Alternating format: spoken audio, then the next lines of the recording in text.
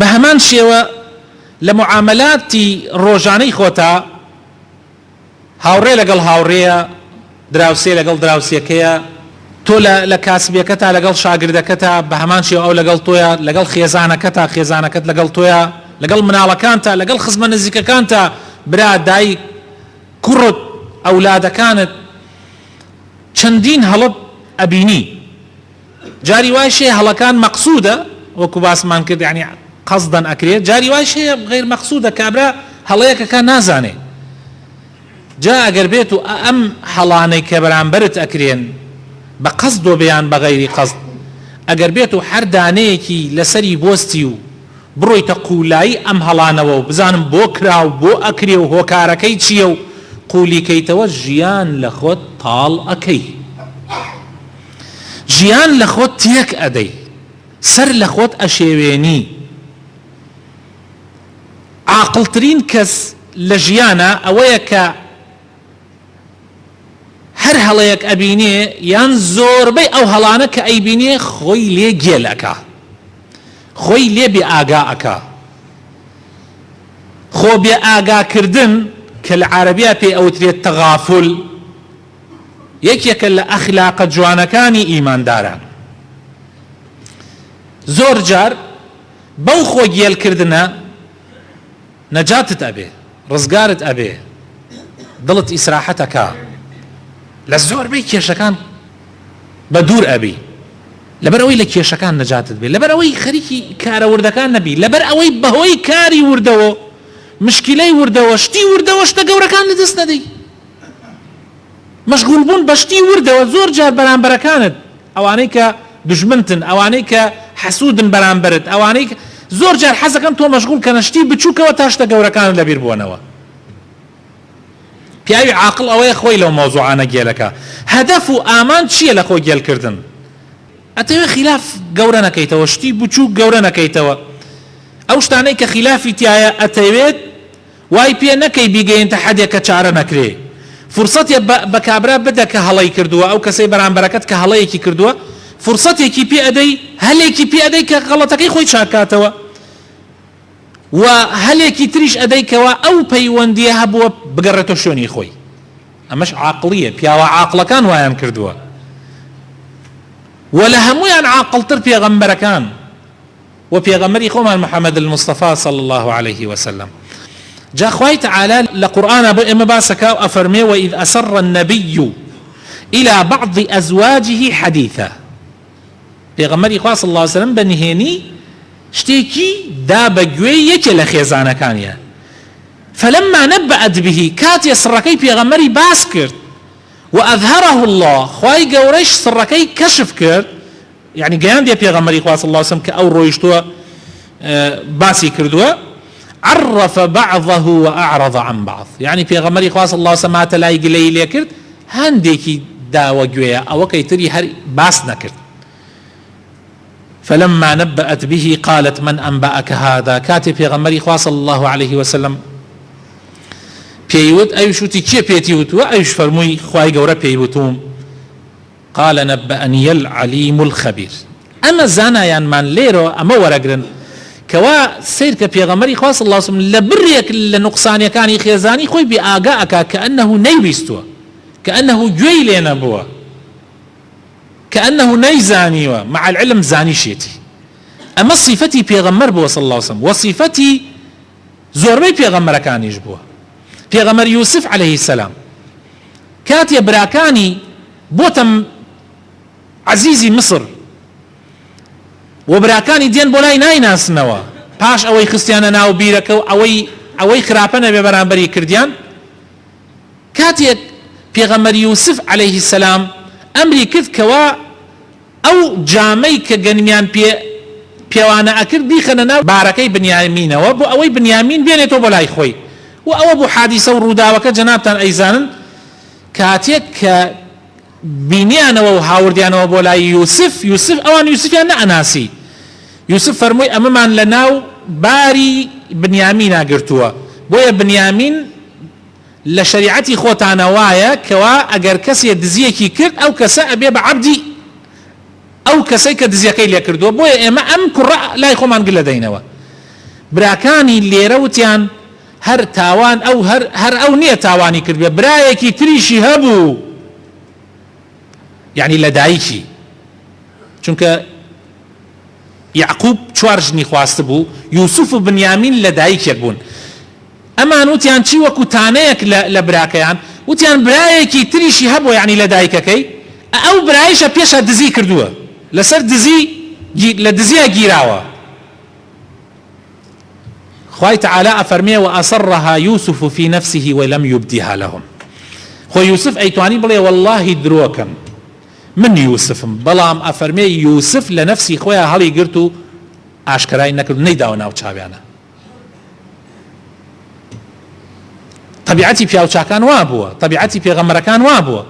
ڕۆژێکیان پێغەمبەری خوا صلی الله عليه وسلم هەندێک لە ئەصحابەکان خەبەرێکی بۆ دێنن، ئەڵێن فلان وایوت و فلان وایوت. پێغەمبەری خوا صلی الله عليه وسلم زۆر بێتاقەتە بێ، دیارە ماوەیەک خەفەتە خوا بەهۆی ئەو خەبەرەوە کە ئەیتێرن. بۆیە پێغەمبەری خوا صلی الله عليه وسلم ڕووی کردە ئەصحابەکانی فەرمووی لا يبلغنا أحد عن أحد شيئا فإني أحب أن أخرج إليكم وأنا سليم الصدر. فەرمووی ئیتر لە ئێسەوەدا کەس خەبەری هیچ کەسێکم بۆ نهێنێتەوە، هەرچی بس کەس نهێنێتەوە، کاکە من حەزەکەم بێمە ناوتان دڵم بەرامبەر بە هەمووتان پاک بێ، ئیتر کەس قەوەری کەسم بۆ نهێنێتەوە.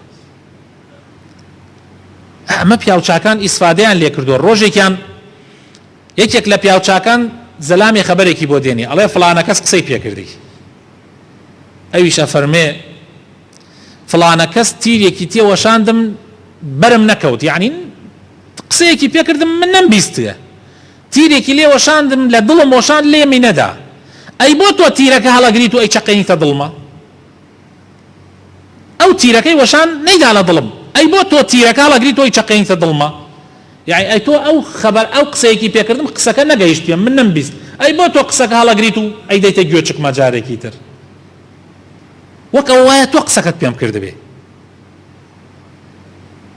زۆر گرنگە خۆشەویستەکانم، ئینسانی موسڵمان ئەبێ لەم مەوزوعانە دەرس وەربگرێ.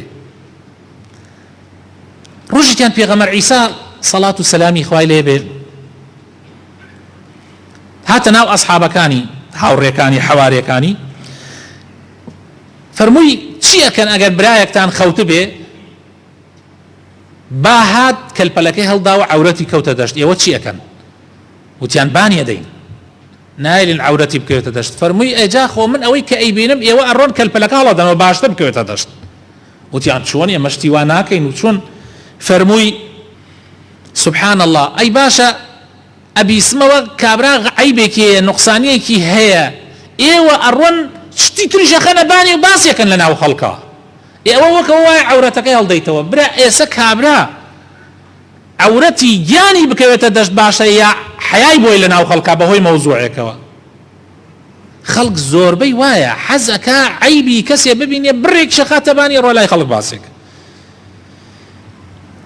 ئیبن ئەثیر ئەیگەڕێتەوە بۆمان ئەفەرمێ باسی سەلاح الدینمان بۆکە باپیرەمان صلاح الدين أيوبي أفرمي وكان صبورا على ما يكره كثير التغافل عن ذنوب أصحابه يسمع من أحدهم ما يكره ولا يعلق رغم ذلك ولا يتغير عليه. باسي صفات صلاح الدين من بوكا أفرمي صلاح الدين بيأوكي زور بآرام بو لو شتانيك حزيلناك زور جار خوي بآقا أكد لقناحو لقسيها وريكاني گوێی لیان بوو جاری وا هەیە بە گوێچکی خۆی گوێی لە قسە ناخۆشەکانیان بوو لەگەڵ ئەوەیشا نەی ئەداوە ناو چاویە و وایشی دەرنەئەخست کەوا گوێی لێ بووە لە تەسەڕوفات و لە کردەوەکانیە. ئەوەیە کە سەلاح الدینی گەورە کرد. عەرەب قسەیەکیان هەیە ئەفەرمێ لەیسە الغەبیو بسەیدی قەومیه لەیسە الغەبیو بسەیدی قەومیه ولكن سيد القوم المتغابي. قد كسي جيل نابي بالرئيس قوري قومك خوي بلام كي أبيت الرئيس قوري قومك خوي أو كسي كخوي جيلك جيلني بس خوي جيلك دائما برون بقرين بزانم ئەوانەی کە گەورەی قەومەکانی خۆیانن هەر لە ڕئیس عەشرەتێکۆ حتا سەرکردەی وڵاتێ ببینن هەر هەموو بزان ئەم سیفەتەیان تیان نییە، هەر هەمووی ئەم سیفەتەیان تایە. سبحان الله. ئەوانە ئەبن بە ئەستێرە بە مانگ لە کاتی شەوەزەنگە بۆ قەومەکانیان، چونکە ئەگەر تۆ هەر وردە شتێک و هەر خەبەرێک و هەر شتێکی بچووکت بیست و گەورەی بکەیتەوە بەڕاستی سەرت لێ تێکەچێ. ئافرەتێک دێتە لای حاتەمی ئەسەم، پرسیارێکی هەبووە ئیتر ئەمە بەشەرە لەو کاتە کە ئەو دانیشتووە دەنگێک لە گیانی ئەو ئافرەتە دەرەچی. دوای ئەوە کە بڕێ پرسیارەکەمان لە شەرمە نازانێت چی بکە، حاتیم ئەڵێ خوشکە بەڕێزەکەم دەنگت بەرز کەرەوە، من گوێچکم گرانە نابیسم. ئەم ئافرەتە زۆر دڵی خۆشە بێ، زۆر بێتاقەت ئەبێ پێشە، بەس زۆر دڵی خۆشە بێجە ئەمە گوێ لە عینەکە نەبووە، ئەو دەنگە گیانی من نەبووە. لەسەر ئەوە ناو نرا حاتەمی ئەسەم، یعنی حاتەمی کەڕ. ئەسەم یعنی کەڕ، خۆی کەڕ کردە، خۆ کەڕ نەبووە، بەس خۆی کەڕ کردە لە نوقسانی کەسێک. خۆشەویستەکانم، ئێمە ئەگەر هەر کەسێک و غەڵەتێکی بچووک بکە، هەر کەسێک و نوقسانیەکی هەبێ و ئێمە گەورەیکەینەوە یا شتێک بەرامبەرمان بکە گەورەیکەینەوە، ژیان وا ناڕوا، ژیان وا نابێ. بۆیە ئیمامی ئەحمەد ڕەحمەتی خوای لێبێ فەرموویەتی العافیەة عشرة أجزاء كلها في التغافل. فەرموویەتی عافیەت ئەوە یعنی کە ئینسان سەلامەت بێ، سەلامەت بێ لە مەشاکل لە کێشە.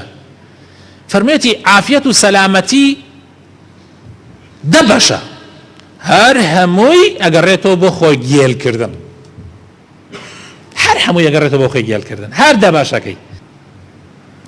إمامي الشافعي فرمويتي رحمتي خواه ليبه الكيس العاقل هو الفطن المتغافل. فرميتي بيا عاقل زنكي أو كسي كوا خوي لقسي خلق جيلك، خوي لنقصاني كاني خلق جيلك. حسني بصري فرمويتي رحمتي خواه ليبه ما زال التغافل من فعل الكراء. فرمويتي بابزان بردوام خوي جيل كردن لصفتي بيا وشاكان وبيا بريزكانه. ئەگەر خۆت گێل نەکەی ژیان ناڕوات. ئەعمەش فەرموویەتی التغافل يطفئ شرا كثيرا. فەرموویەتی خۆ گێلکردن ئاگری زۆر شەڕ ئەکوژێنێتەوە. قسەی وا هەیە لەوانەیە زەلامی لەسەر بکوژرێ، ئێتۆ خۆتی لێ گێلکەی ئیتر کێشەکە کۆتایی پێتیوتەوە. إمامي ابن الجوزي فرميتي ما يزال التغافل عن الزلات من أرقى شيم الكرام، فإن الناس مجبولون على الزلات والأخطاء، فإن اهتم المرء بكل زلة وخطيئة تعب وأتعب. والعاقل الذكي من لا يدقق في كل صغيرة وكبيرة مع أهله وأحبابه وأصحابه وجيرانه كي تحلو مجالسته وتصفو عشرته. فرميتي خۆ گێلکردن لە نوقسانی و کەم و کورتی خەڵق یەکێکە لە صیفاتی پیاوە گەورەکان، پیاوە بەڕێزەکان، چونکە ئەو خەڵکە بە تەبیعەت خوا وا خەڵقی کردووە. لە پێغەمبەری خوا صلی الله علیه وسلم فەرمێ كل بني آدم خطاء.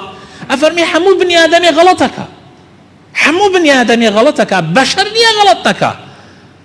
جا هەر غەڵەتێک و تو گەورەی کەیتەوە، هەر گەورەیەک و هەر بچووکێت تۆ بیکەی بەبارێ بەسەر خۆتەوە دنیا بنەی لێت، قەت ژیان وا ناڕۆ. بەتایبەت لەگەڵ نزیکترین کەسەکانی خۆتە، نزیکترین کەسەکانی خۆت طبعا چەندیە کەسەکە لێتەوە نزیک بێ ئەوەنە زیاترە بێ خۆت گێلکەی. لە ژن بەتایبەت لە خێزانەکەت لە هەموو کەسێ زیاترە بێ خۆت گێلکەی لە نوقسانەکانی. جاری وا هەیە تۆ بە گوێی خۆت ئەبیسیتەوە جمێنێک بە مناڵەکەیەدا جمێنەکە تۆ ئەگرێتەوە. تۆ بۆت هەیە نەسیحەت ئامۆژگاری، ئیتر خۆلەوە زیاتر ئەگەر شتەکان قوڵکەیتەوە ئیتر ژیان ناڕوە. جا هەر کەسێک و غەڵەتێکی کرد و تۆ چەقۆ بنەی لە ملی شتی وا نابێ. خۆشەویستەکانم، بۆیە ئیمامی ئیبن مبارەک فەرموویەتی المؤمن يطلب المعاذير والمنافق يتصيد الزلات. فەرموویەتی ئینسانی ئیماندار کاتێ خەبەرێک ئەبیسێ، کاتێ شتێک ئەبینێ، دائما عوزرە تێرێت. بەخوا لەوانەیە وا نەبێ و لەوە چێ تۆ غەڵەت تێگەیشتێتی، لەوانەیە فەقیرە ئاوە عوزرە تێرێت. بەس منافق خبرێکی پێ بدە یان غەڵەتێکی لە بەرامبەر بکە ئەڕۆ هەموو دنیاتی ئەگەێنێ وە بڕێک شەقاتەبانی سەری فەرقی بەینی ئیماندار و منافق بکە. یا ڕەبی خوای بەخاتر ناوە جوانەکانی خۆت لەوانەمان بگێڕی کەوا هەرچی صفاتی ئیماندارانەیە لە خۆمانە جێبەجێیەکەین. یا ڕەبی خوای دوورمان خێتۆ لە صفاتە خراپەکان، لە صفاتی منافق و کافرەکان.